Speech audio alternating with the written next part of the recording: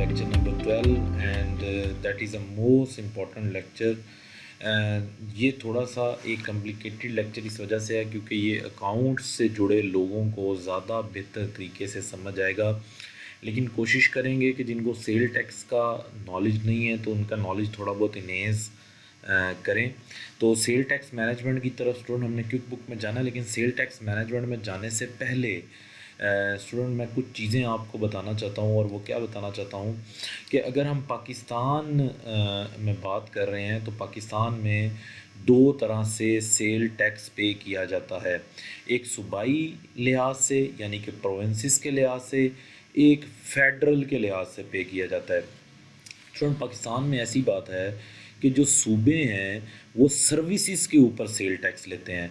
जैसे कोई मैं प्रोफेशनल सर्विसेज दे रहा हूँ, जैसे कोई मैं लेबर की सर्विसेज दे रहा हूँ, किसी को मैं कोई चीज़ ठीक करके दे रहा हूँ जिसमें मेरा कोई आर्ट या मेरी कोई प्रोफेशनलिज्म लग रहा है, कोई सर्विसेज अप्लाई कर रहा हूँ, तो सर्विसेज अगर मैं दे रहा हूँ ना तो उसके ऊपर जो सेल टैक्स लगता है ना वो सूबों को पे किया जाता है, यानी कि उसकी सेल टैक्स पेइंग अथॉरिटी अलहदा अथॉरिटी है।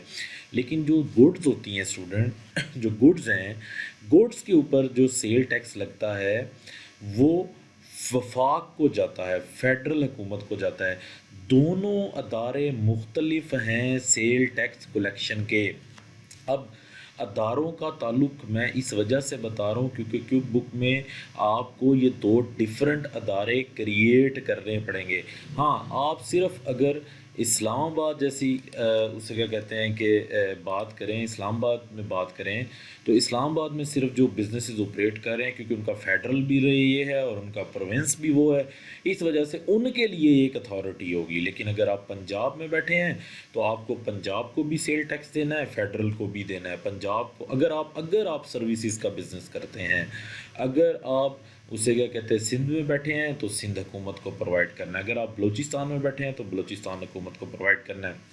हर एक प्रोविंस में सेल्स टैक्स के रेट मुख्तलिफ हैं।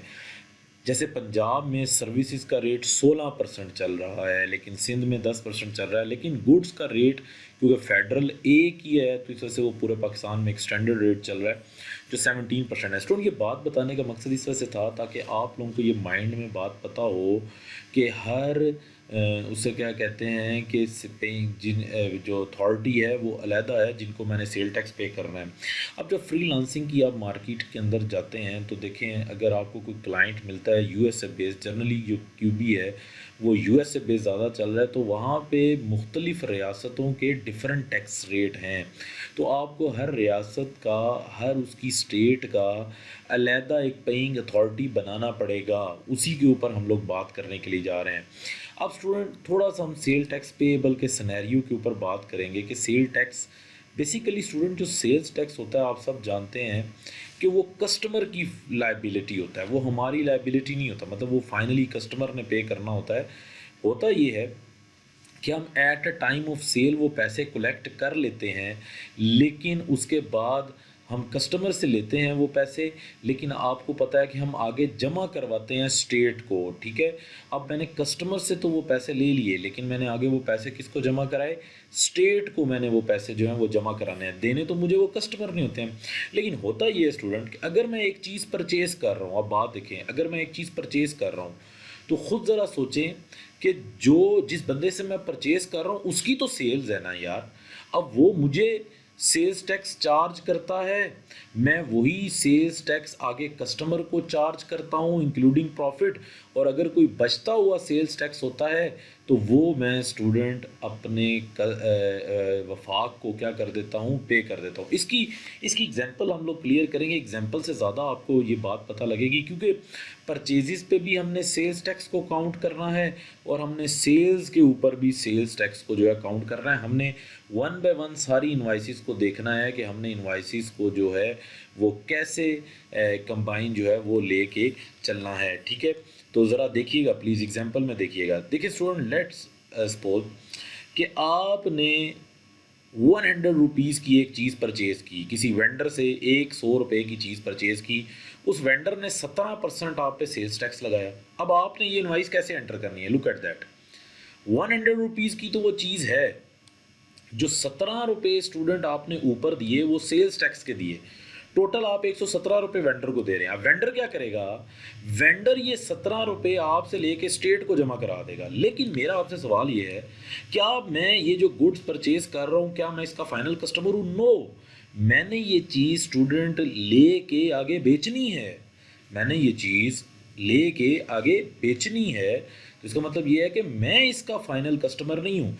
तो लिहाजा ये 17 रुपये मेरे लिए एसिड की डेफिनेशन मीट करेंगे, क्योंकि मैंने पहले से ही सेल्स टैक्स पे कर दिया है, लेकिन अभी आगे मैंने कस्टमर से लेना है स्टिल, लेकिन मैंने पहले से ही पे कर दिया। अब स्टूडेंट ज़रा फोकस कीजिएगा, ये सारी आपको इंक्रीज़ करने की ज़रूरत नहीं है, ये क्योंकि वो खुद मैनेज कर रहा होगा। लेकिन मैं आपको जस्ट बताना चाहता हूँ कि आपको ये बात पता लगनी चाहिए कि जो सेल्स टैक्स है वो डेबिट सिनेरियो में चलेगा। डेबिट से मुराद ये है कि मैंने स्टिल पैसे लेने हैं एसिड्स, तो मैंने ये स्टिल पैसे लेने हैं, ठीक है, 17 रुपये स्टेट से, क्योंकि स्टेट ने मेरे बिहाफ पे ये पैसे क्या कर मेरे से ले लिए कस्टमर के बिहाफ पे। अब क्या होगा कि जब मैं कस्टमर को चीज़ें बेचने के लिए जाऊंगा, मैंने 100 रुपये की चीज़ ली, मैंने 10 रुपये इसमें अपना प्रॉफिट ऐड किया, स्टूडेंट देखें 110 की वही चीज़। अब जब मैं बेचने के लिए जा रहा हूँ तो मैं अब कस्टमर को 110 के ऊपर 17% लगा रहा हूँ।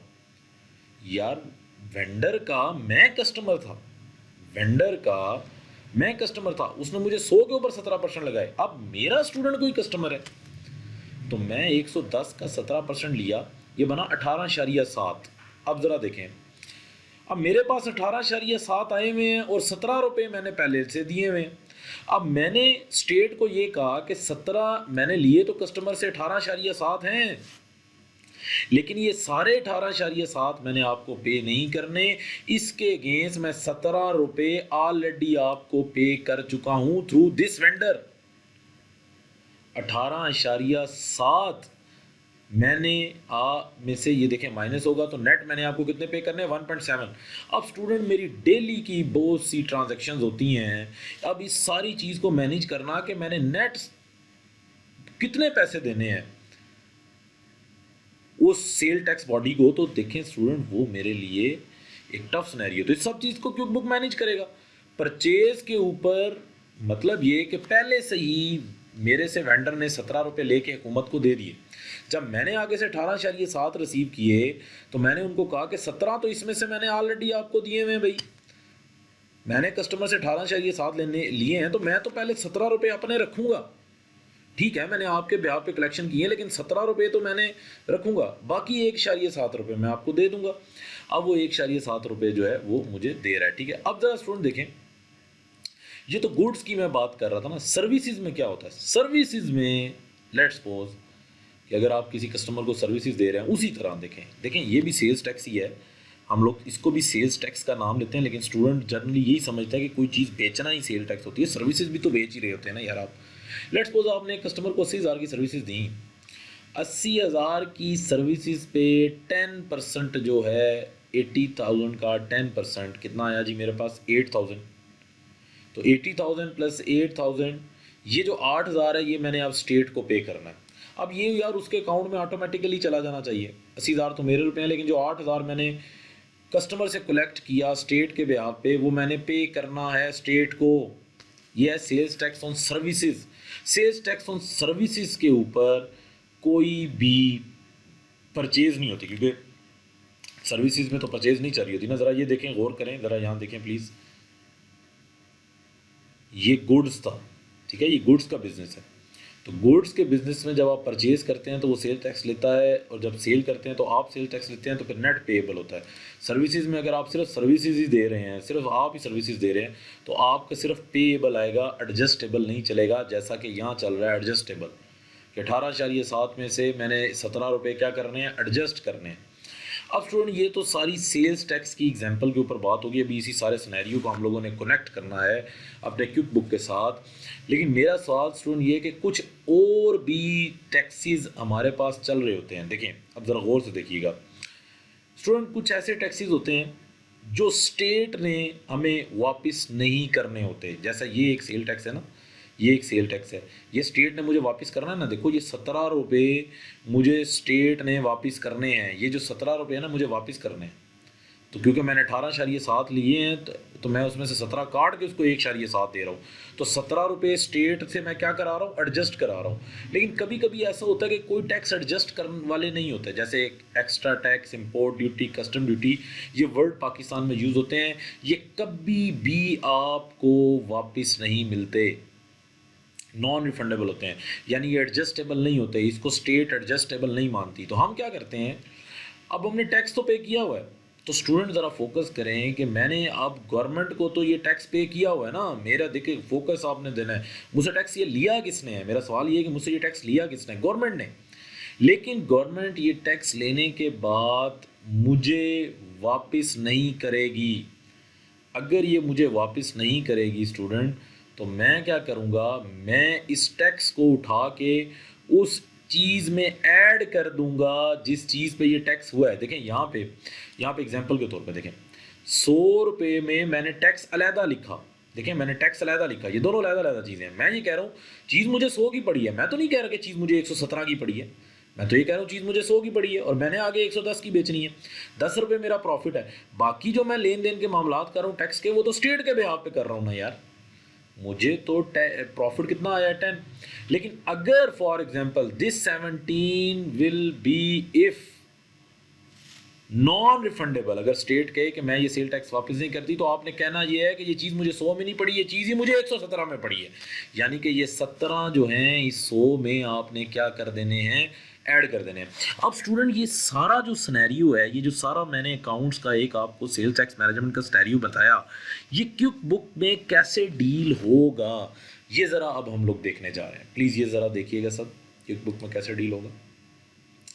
स्टूडेंट ये आपके सामने क्विक बुक जब खुलेगी, सबसे पहले आप लोगों ने क्या करना है, सबसे पहले आपने एडिट में जाके, प्रेफरेंसेस में जाके, यहाँ सेल्स टैक्स में जाके कंपनी प्रेफरेंसेस को देखना है। प्लीज़ यहाँ पे कंपनी प्रेफरेंसेस ज़रा देखें, क्या आप सेल टैक्स चार्ज करते हैं? यस, मैं सेल्स टैक्स चार्ज करता हूँ।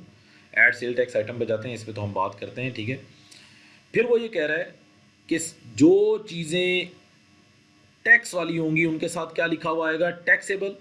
अगर आप कोई अपना वर्ड ऐड करना चाहते हैं तो आप लिख सकते हैं, अपना कोई वर्ड ऐड करना चाहते हैं। फॉर एग्जांपल देखें, कभी कभी बाय लॉ कोई चीज़ें हमें कंपलसरी होती हैं, नहीं यार इन गुड्स के साथ टैक्सेबल नहीं लिखना है, इनके साथ ये चीज़ आपने लिखनी है, ये कोड लिखना है, इन गुड्स का कोड लिखना है। मैं आपको बता रहा था ना इन्वेंट्री में इन गुड्स का कोड लिखना है, तो आप लिखेंगे कोड, जैसे एक गुड है जी मेरे पास 876, मैं उसका कोड लिख दूंगा, ये टैक्सेबल है, मैं यहाँ लिख दूंगा कि ये बेसिकली उसे क्या कहते हैं कि सेक्शन, यहाँ पे ज़रा देखिए सेक्शन 33(1) के तहत ये गुड का कोड है, ताकि मुझे ये बात याद रहे, मैंने डिस्क्रिप्शन में ये बात लिख दी, अगले बंदे को बताते वक्त ये चीज़ें करनी पड़ती हैं ना।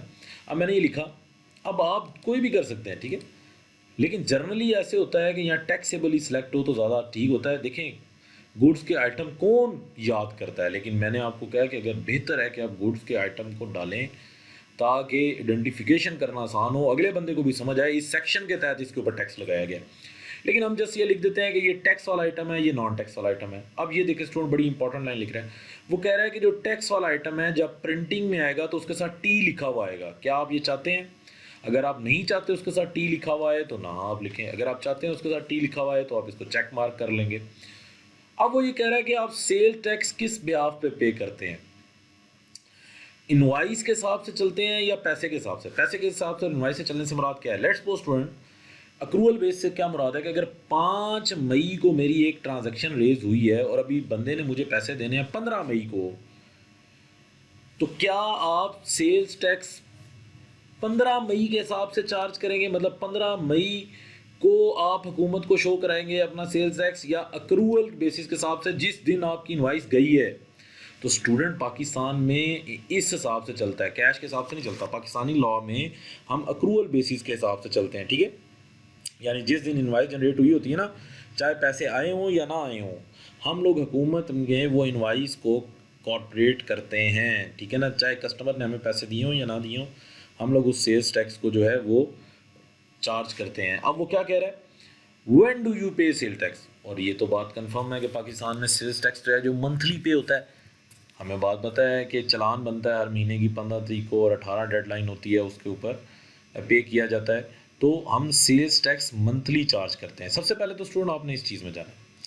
उसके बाद स्टूडेंट देखें, अब जो बात मैं कहने का, ये मैनेज सेल्स टैक्स का आपको नज़र आ रहा है, इसमें आपने जाके मैनेज सेल्स टैक्स में जाके आपने सबसे पहले व्यू सेल्स टैक्स आइटम पे जाना है। व्यू सेल्स टैक्स आइटम में आपने यहाँ आइटम, यहाँ पे देखें, ये सारी वो लिस्ट है, ये सारी वो लिस्ट है, ठीक है। ये ज़रा फोकस करें, यानी कि आपने किस किस अथॉरिटी को पैसे देने हैं सेल्स टैक्स में, ये वो लिस्ट है सारी। अच्छा, इस पे फोकस करें, सिर्फ एक ही आ रहा है एग्जाम फ्रॉम सेल्स टैक्स 0%, कि मुझे स्टेट ने ये कहा हुआ है कि तुम पे कोई टैक्स लगता ही नहीं है, तुम एग्जाम हो। लेकिन आपने अब ऐड करना है, तो कैसे ऐड करने हैं स्टूडेंट, देखें, आपने सबसे पहले जाना है आइटम एंड सर्विसेज पे। आइटम में जाके आपने करना है न्यू आइटम। यहाँ देखें, ये सेल्स टैक्स आइटम, ये देखें स्टूडेंट, सेल्स टैक्स आइटम। अब सेल्स टैक्स आइटम में जब आपने जाना है तो सबसे लिखना है सेल्स टैक्स नेम। अब सबसे पहले मैं लिख रहा हूँ सर्विस टैक्स। अब देखें सर, लेट्स सपोज मैं पंजाब में बैठा हुआ हूँ, तो मैं क्या लिख रहा हूँ, सेल्स टैक्स का नाम सर्विस टैक्स, और इसका रेट चल रहा है जी मेरे पास 16%, वो रेट लिखूंगा। फिर एजेंसी का नाम लिखूंगा, ये देखें ऐड न्यू। कौन सी एजेंसी है जी, ये है जी पंजाब गवर्नमेंट, जो मेरे से ये क्या ले रही है, टैक्स ले रही है। कौन सी एजेंसी है जी, पंजाब गवर्नमेंट। ले, एक मैंने आइटम जो है वो एडजस्ट कर दिया, एक आइटम। अब स्टूडेंट एक और, मैंने आपको बताया ना पाकिस्तान में 2 टैक्स चल रहे हैं ना, एक अगला टैक्स कौन सा जी, टैक्स ऑन गुड्स। एक तो सर्विसेज पे टैक्स है ना जो प्रोविंस लेता है, एक कौन सा टैक्स है जो कौन ले रहा है जी, हमारे पास स्टेट ले रही है। तो देखें मैं क्या कहूँगा, tax on goods. Tax on goods में रेट क्या चल रहा है जी, 17%। ये जनरली पाकिस्तान का रेट है, जाहिर बात है, बाकी तो जो रेट है वो आपको उसी हिसाब से लिखना पड़ेंगे। ऐड न्यू, इसका कौन वेंडर है जी, मुझे बताएं जी, इसका वेंडर, इसकी टैक्स एजेंसी कौन है, इसकी टैक्स एजेंसी है federal board of revenue. Federal है ना इसकी agency, federal board of revenue. Student देखें, पहले सबसे पहले आपको सेल्स टैक्स अथॉरिटीज़ सेव करनी है यार, कि मैंने सेल्स टैक्स किस किस अथॉरिटी को पे करना है। मेरे पास इस बिजनेस में 2 सेल्स टैक्स आइटम, एक मैं सर्विसेज परफॉर्म कर रहा हूँ, और अगर मैं सर्विसेज परफॉर्म कर रहा हूँ तो मुझे सेल्स टैक्स पे करना है पंजाब गवर्नमेंट को, और अगर मैं गुड्स की बात कर रहा हूँ तो मुझे सेल्स टैक्स को परफॉर्म करना है फेडरल बोर्ड ऑफ रेवेन्यू को। तो सबसे पहले मैंने एजेंसीज को यहाँ पे सेव किया, ये देखें एजेंसीज को, कि इनको मैंने टैक्स क्या करना है, पे करना है, ठीक है। इनके साथ मेरा टैक्स के जो है वो मामलात यहाँ पे चलने हैं। अब इसके ऊपर स्टूडेंट ज़रा सब देखें, इसको वन बाय वन अब हम लोग डील, जब आप इन सब एजेंसीज को लिख देंगे, अब ज़रा बिल के ऊपर है। सबसे पहले हम परचेज़ की बात करते हैं, कि मैंने कोई आइटम परचेज़ किया, मैंने परचेज़ किया जी अली से, एक आइटम मैंने अली से परचेज़ किया। लेट्स सपोज कि मैंने हुक जो है अली से परचेज़ की, 5 क्वांटिटीज़ जो हैं वो मैंने परचेज़ की, और इसकी जो कॉस्ट है वो चल रही है जी 70,000। मैं जस्ट पहले सबसे पहले परचेज़ को जो है वो डालता हुआ नज़र आ रहा हूँ, ठीक है। और वो क्योंकि आइटम की कॉस्ट अपडेट हुई है, इस वजह से वो हमसे पूछ रहा है कि क्या इस आइटम की आप कॉस्ट अपडेट करना चाहते हैं या नहीं करना चाहते। तो वो मैंने लिख दिया कि मैं कॉस्ट 70,000 मैंने ज़्यादा डाली। मैं इस तरह करता हूँ कि इसकी अमाउंट को कम कर देता हूँ,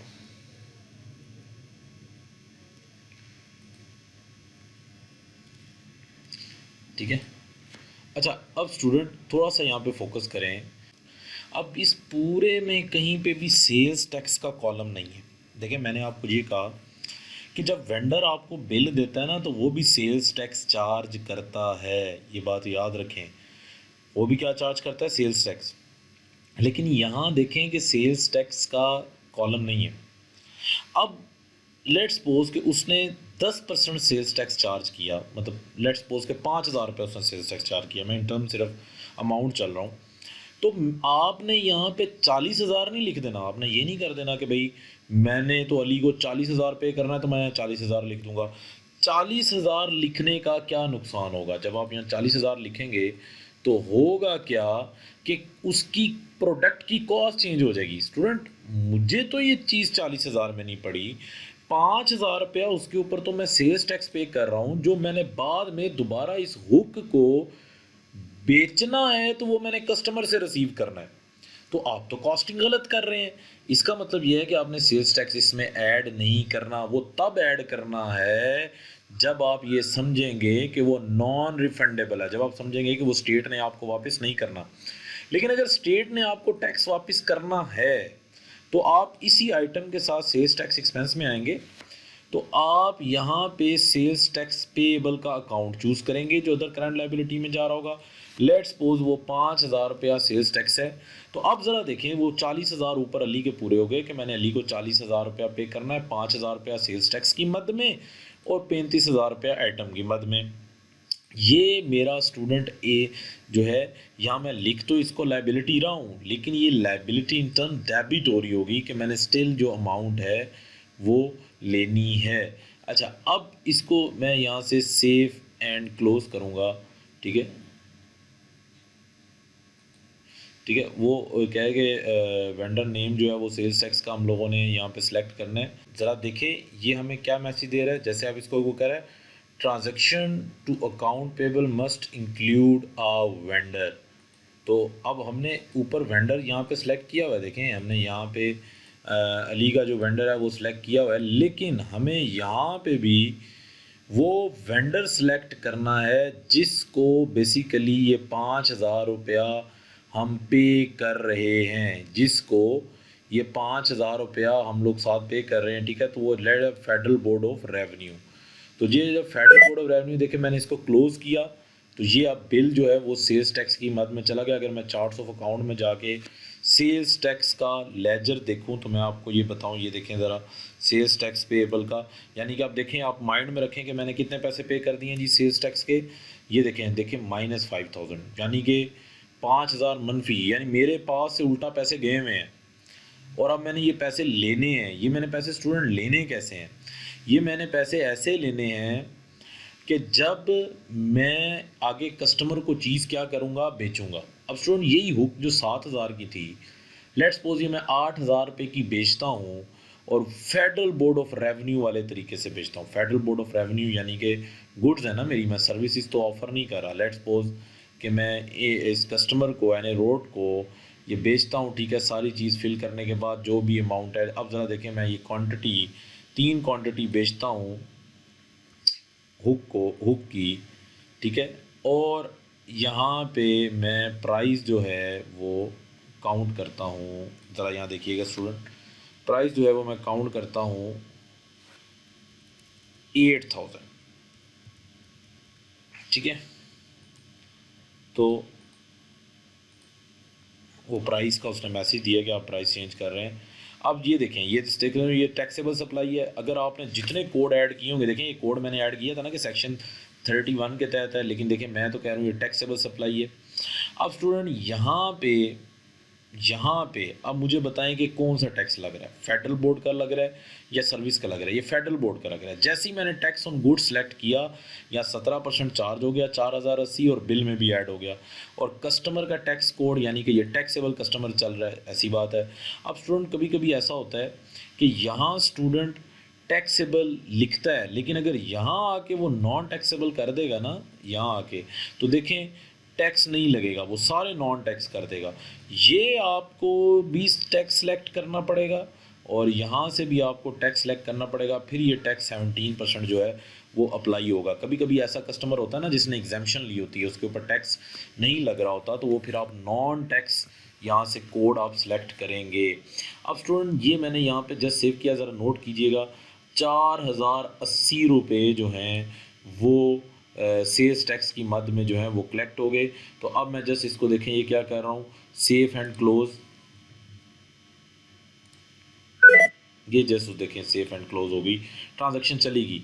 अब ज़रा फोकस करें स्टूडेंट, 5,000 रुपये मैंने पहले दिए हुए थे स्टेट को, 4,060 रुपये, 4,080 रुपये अब मैंने कस्टमर के बिहाफ पे ले लिए, लेकिन स्टिल 920 रुपये मैंने सेल्स टैक्स की मद में अभी लेने हैं कस्टमर से, क्योंकि मैंने पहले से ही जो हैं वो स्टेट को जमा कराए हुए हैं। ठीक है, अब मैं सेल तो करता जा रहा हूँ, सेल तो मैं करता जा रहा हूँ, लेकिन अगर 5,000 से ऊपर मैं कलेक्शन करूँगा तो रिमेनिंग अमाउंट मैं जमा कराऊंगा ना, जैसे मैं आपको एग्जांपल दे रहा था।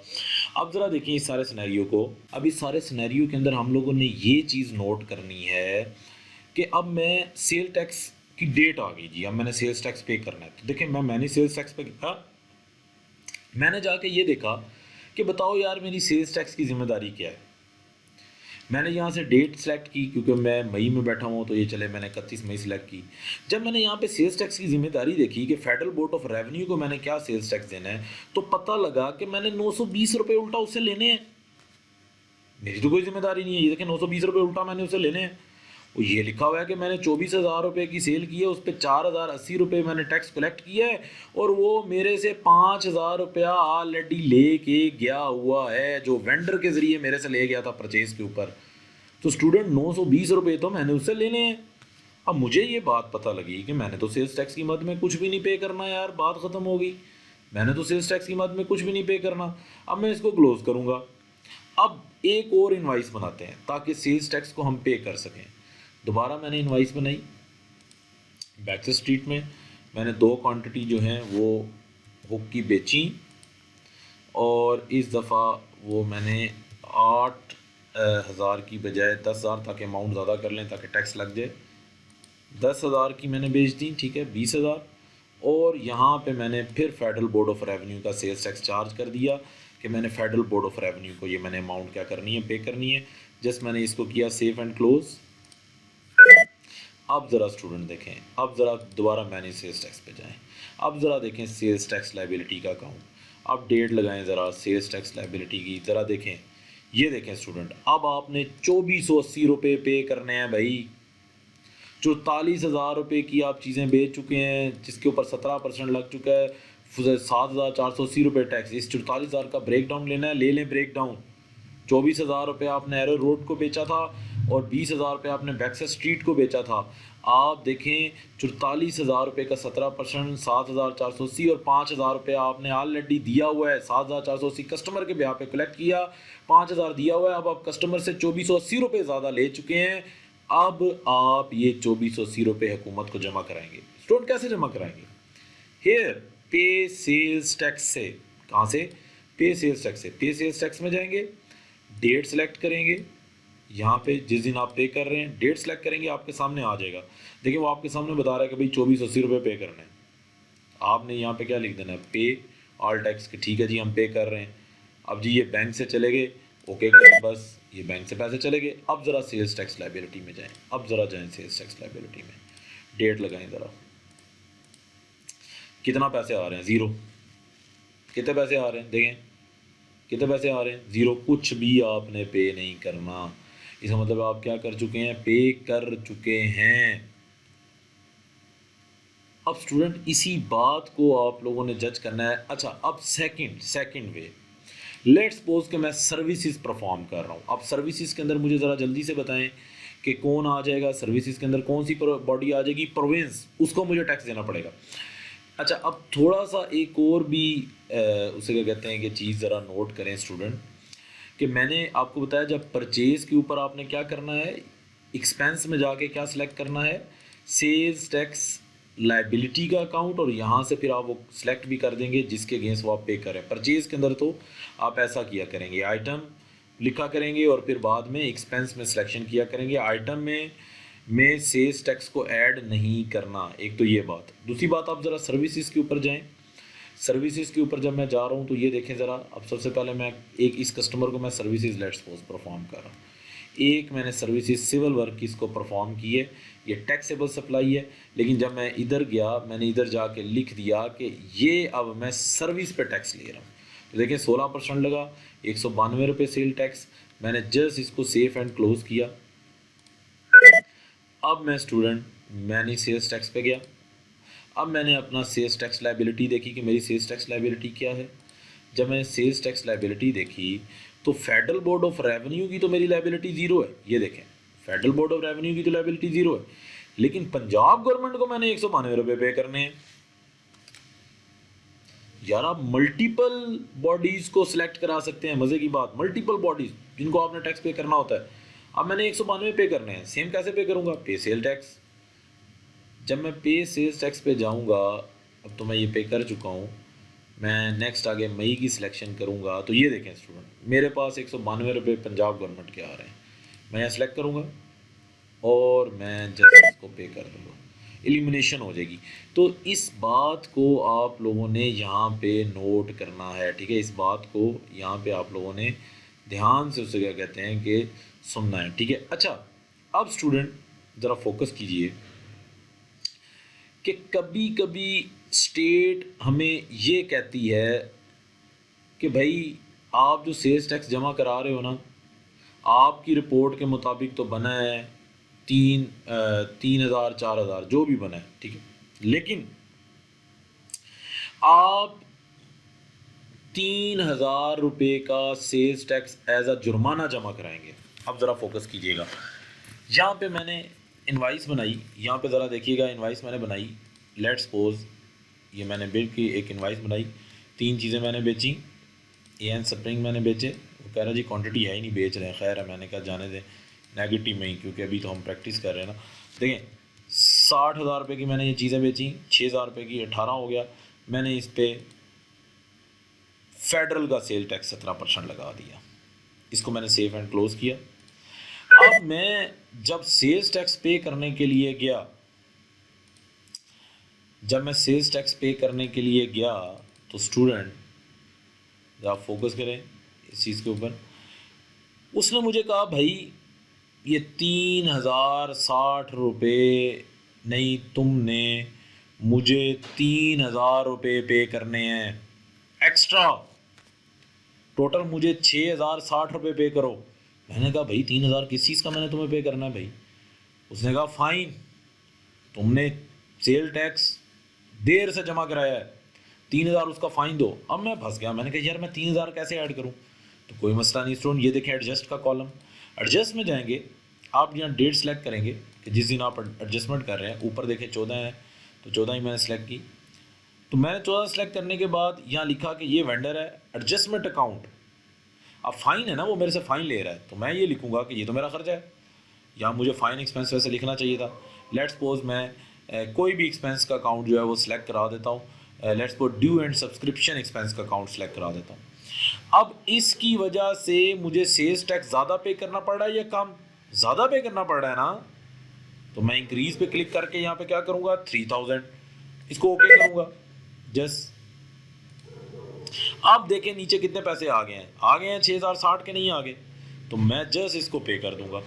ये बहुत दफ़ा स्टूडेंट ऐसे होता है कि जब हमें सेल्स टैक्स, हमें फ़ाइन चार्ज कर दिया जाता है। सेम ऐसे ही अभी तो देखिए हमने टैक्स बढ़ाया है, ऐसे हो सकता है कि मे बी आपके वो टैक्स क्या कर दिए जाएं, कम कर दिए जाएं, तो वो आपकी क्या हो जाएगी, इनकम हो जाएगी, ठीक है। जब आप एडजस्टमेंट में जाएंगे, आप रिड्यूस सेल टैक्स करेंगे और अकाउंट क्या सिलेक्ट करेंगे, अकाउंट आप इनकम का कोई अकाउंट जो है वो सिलेक्ट करेंगे, यहाँ आपको बनाना पड़ेगा सेल्स टैक्स इनकम का अकाउंट, आपको यहाँ पे बनाना पड़ेगा। देखें अभी आपको पता है आजकल जो सिचुएशन है कोरोना वायरस की, उसकी वजह से स्टेट ने बहुत से टैक्सेस, सेल्स टैक्स काफ़ी ज़्यादा लोगों को माफ़ किए हैं, तो उस जगह पे देखें आप रुक जाएंगे, तो देखें उसके लिए क्विक बुक ने हमें ऑप्शन दिया है कि आप सेल्स टैक्स को बढ़ा भी सकते हैं, आप कम भी कर सकते हैं, ठीक है। तो दोनों ऑप्शन आप लेके चल सकते हैं। अब स्टूडेंट ये तो सारा सिनेरियो हमारे पास क्रिएट हो गया उन तमाम टैक्सेस का जिन टैक्सेस को मैंने पे करना होता है गवर्नमेंट को। अच्छा स्टूडेंट, कई ऐसे टैक्सेस होते हैं जो सीधा एसिड की कॉस्ट में ऐड किए जाते हैं, मतलब वो स्टेट आपको वापस नहीं करती। ओन टैक्सेस को आपने स्टूडेंट जब आइटम लिखना है, तो फॉर एग्जांपल वो 7,000 का आइटम है, उसके अंदर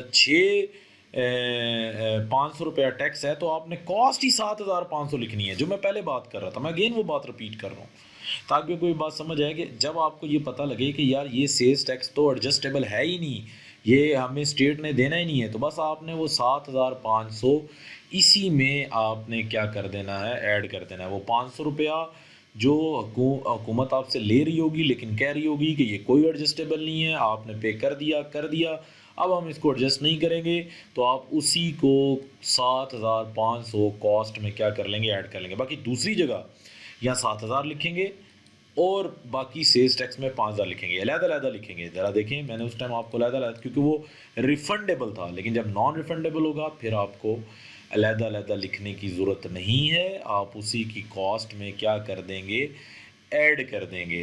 तो ये सारा स्टूडेंट सेल्स टैक्स का सिनेरियो था। अब एक इसमें कॉम्प्लिकेशन है, और वो कॉम्प्लिकेशन सबसे ज़्यादा प्रैक्टिकली डील करने में आती है। वो ये डील करने में आती है, लेट्स सपोज कि आप चीज़ बेच रहे हैं, मेरी बात को ज़रा स्टूडेंट गौर से सुनिएगा। आप एक चीज़ बेच रहे हैं असद को आप एक चीज़ बेच रहे हैं। अच्छा, इसका ऑलरेडी एक एस्टिमेट पड़ा हुआ है, चलें फिर हम किसी और कस्टमर को बेच देते हैं। ब्रिज रोड को हम एक चीज़ बेच रहे हैं और एक आइटम बेच रहे हैं, एन स्प्रिंग हम उसको दे रहे हैं, ठीक है, एन स्प्रिंग हम उसको दे रहे हैं जी 1500 का, 15,000 का एक, और एक हम उसको सिविल सर्विसेज परफॉर्म करके दे रहे हैं, एक 1200 रुपीज़ की सिविल सर्विसेज परफॉर्म करके दे रहे हैं। अब मेरा आपसे स्टूडेंट सवाल ये है, जो बेसिकली ऑब्जेक्टिव बनता है वो ये बनता है कि सिविल वर्क के ऊपर तो टैक्स लगना चाहिए 16%, यानी कि स्टेट का, वो तो मैंने स्टेट को पे करना है। और ज़रा आप फोकस करें, ये जो ऊपर मैं एन स्प्रिंग बेच रहा हूँ इस पर तो टैक्स लगना चाहिए, टैक्स ऑन गुड्स का 17%। अब मेरी इस इनवाइस में दोनों अलग-अलग पार्टीज को टैक्स जाने चाहिए, लेकिन नीचे तो मुझे इनवाइस में स्टूडेंट उसने एक ही टैक्स चूज़ करने की यहाँ पे जहमत दी हुई है, या आप 17% चूज़ कर लें या आप 16% चूज़ कर लें। अब मैं क्या करूँ, मैं तो यहाँ पे स्टक हो गया। देखें, जब तो अलग-अलग इनवाइस बना रहा था तब तो ठीक था, लेकिन अब मैं यहाँ पे स्टक हो गया। अब मैं क्या करूँगा, अब मैं स्टूडेंट यहाँ पे सबसे पहले यहाँ पे सेल्स टैक्स को मैं ज़ीरो लिखूँगा। आप देखें, सबसे पहले मैं ज़ीरो लिखूँगा ताकि नीचे ना चार्ज हो, लेकिन आउट ऑफ स्टेट लिखने की ज़रूरत नहीं है। यहाँ अब आप देखें आप क्या लिखेंगे, आप ज़रा फोकस करें। आप यहाँ student sales tax group create करेंगे, ग्रुप, क्योंकि दो आइटम के ऊपर टैक्स है ना, दो चीज़ों के ऊपर टैक्स है। ग्रुप में आप लिखेंगे मल्टीपल सेल्स टैक्स। आप ग्रुप में ये लिखेंगे कि ये मल्टीपल सेल्स टैक्स है। यहाँ आप लिख देंगे पंजाब प्लस फेडरल, ये आपने लिख दिया। अब यहाँ पे टैक्स आइटम आप यहाँ पे सिलेक्ट करेंगे सर्विस टैक्स, और आप वैसे इसको 0% भी उसे क्या कहते हैं कि ले सकते हैं। वैसे आपको यहाँ पे यानी कि कोई भी एक बल्कि फर्दर एक सिलेक्शन कर लें सेल्स टैक्स आइटम की, और सेल्स टैक्स आइटम में जैसे आप लिख लें 0%, क्योंकि हम इनको 0% लेने जा रहे हैं। लेकिन मैं अभी आपको बताता हूँ कि ये 0% हम लोगों ने क्यों लेना है, ये हमारे लिए बहुत इंपॉर्टेंट है इसमें 0% लेना, ठीक है। या टैक्स एजेंसीज़ आप लोग यहाँ पे सिलेक्ट कर लेंगे, फेडरल बोर्ड जो भी कर सकते हैं, लेकिन इसमें कोई ऐसा प्रॉब्लम नहीं है। लेकिन ये 0% आप सिलेक्शन कर लें। अब ज़रा देखें, ये मैंने 0% सेलेक्ट कर ली, ठीक है। ज़ीरो, इसकी रीज़न क्या है, मैंने 0% क्यों सिलेक्ट की, उसकी रीज़न ये है कि मैं नीचे सेल्स टैक्स को दोबारा ऐड नहीं कर सकता। तो मैंने एक कस्टमर को समझाने के लिए कर दिया कि ऊपर मैंने मल्टीपल टैक्स ऐड किए हैं। अब होगा क्या, यहाँ मैं स्टूडेंट गैप दूंगा। ज़रा देखें, मैं इसको सिविल वर्क को मिटाता हूँ, ज़रा मैं गैप दूंगा। ज़रा देखें, नीचे मैंने 0 किया, अब मैंने इसके ऊपर सेल्स टैक्स चार्ज करना है। कौन सा वाला सेल्स टैक्स चार्ज करना है मैंने इसके ऊपर, फेडरल का, क्योंकि गुड है ना। तो मैं यहाँ फेडरल का सेल्स टैक्स जो है वो सर्च करूँगा। या मैंने सेल्स टैक्स आइटम फेडरल का बनाया था या पता नहीं किसका बनाया था। मैंने ये सेल्स टैक्स को दो सर्च कर लेते, रीसेट करना पड़ेगा। और सेल्स टैक्स, ये मैंने सेल्स टैक्स उसमें किसका बनाया था जी, मैंने उसमें sales tax, let's suppose federal का वो सेल्स टैक्स था। एग्जैक्ट हम उसके नेम पे चले जाते हैं, क्योंकि देखिए अब ये नेम फाइंड नहीं कर रहा। हम यहाँ से फेडरल का नेम, टैक्स ऑन गुड्स, किस नाम से बनाया था, टैक्स ऑन गुड्स। देखें ना, वो नेम मुझे अब वहाँ पे सर्च नहीं हो रहा था, तो मैंने उस नेम को आप सर्च करना ना यहाँ पे आइटम में, तो मैंने किस नाम से बनाया था, टैक्स ऑन गुड्स के नाम से। तो स्टूडेंट ये देखें टैक्स ऑन गुड आया।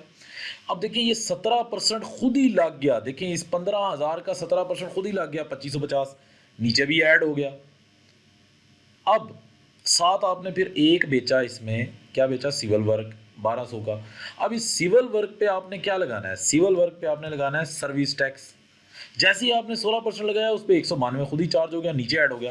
अब नीचे 0% लिखने का मकसद क्या था, नीचे 0% लिखने का मकसद ये था कि अगर आप इसके ऊपर ये करेंगे तो वो 18,000 उसके ऊपर फर्दर चार्ज कर देगा। आपको चाहिए कि आप नीचे मल्टीपल सेल्स टैक्स लिख के 0% लिख दें ताकि समझने वाले को ये बात पता लगे ऊपर ये मल्टीपल टैक्स चार्ज हो रहे हैं।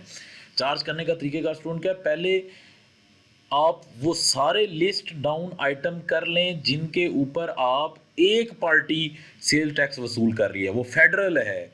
मैंने उनके गुड्स सारे लिखे, उसके ऊपर मैंने 17% चार्ज किया। फिर मैंने सिविल वर्क लिखा, उसके ऊपर मैंने सर्विस टैक्स चार्ज किया। अब इन दोनों को के अकाउंट में अलग-अलग जाएगा, 2550 फेडरल में जाएगा, 192 पंजाब में जाएगा। लेकिन पहले मैं आपको लहदा इनवाइस बना रहा था ना, फेडरल की लहदा, सर्विस की लहदा। लेकिन वो तब है जब आपसे पास एक बंदा सिर्फ गुड्स लेने आया है, वो तब है जब आपके पास बंदा सिर्फ सर्विस कराने आया है। ये एक ऐसी चीज़ है कि बंदा आके कह रहा है मुझे गुड्स भी दो, मुझे सर्विस भी दो। अब आपके पास तो नीचे टैक्स एक ही आता है, तो कोई मसला नहीं है यार।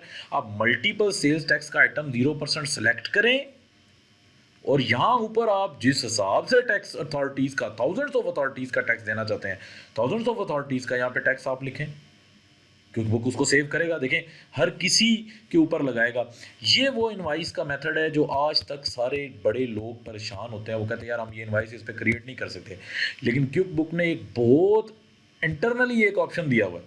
ये ऑप्शन बहुत यूनिक ऑप्शन है, क्योंकि अगर आप अभी भी सर्च करें तो क्विक बुक ऑनलाइन के अंदर भी अगर आप सर्विसेज देते हैं तो मल्टीपल सेल्स टैक्स के अंदर सर्विसेज प्रोवाइड करने की, जो इनवाइसेस बनाने की ना बहुत ज़्यादा सर्विसेज हैं, क्योंकि उनको और उन सर्विसेज को कम लोग ही वैसे बेसिकली ऑफ़र करते हैं। तो प्लीज़ इसको देखना है आपने। सेल्स टैक्स हर किस एजेंसी को हम लोग पे कर रहे होते हैं, ठीक है। पाकिस्तान में बाहर तो यूएसए की बात करते हैं तो 17 एजेंसीज़ हैं जिनको सेल्स टैक्स पे किया जाता है। वहाँ पे तो मल्टीपल एजेंसीज़ हैं ना जिनको सेल्स टैक्स पे किया जाता है, लेकिन हमारे यहाँ तो दो ही हैं, एक प्रोविंस की, एक फेडरल की, ठीक है। तो प्रोविंस की एजेंसी के लिए रेट क्या चल रहा है और फेडरल की एजेंसी के लिए रेट क्या चल रहा है। तो स्टूडेंट ये सेल्स टैक्स की मैनेजमेंट थी, जिसमें मैंने आपको सिंगल इनवाइस भी बना के दिखाई, मल्टीपल भी, सेल्स टैक्स पे भी करके दिखाया और सेल्स टैक्स एडजस्ट भी करके दिखाया। अब आप इसके ऊपर प्रैक्टिस करेंगे, ठीक है, एक इनवाइसेस बनाएंगे, इसी तरह ये सारे अमल आप पे करेंगे और अगर किसी को कोई प्रॉब्लम होगा तो वो मुझसे शेयर करेगा। Thank you very much student. आज का लेक्चर हम यहीं एंड करेंगे और अब हम नेक्स्ट लेक्चर के ऊपर कल इंशाल्लाह।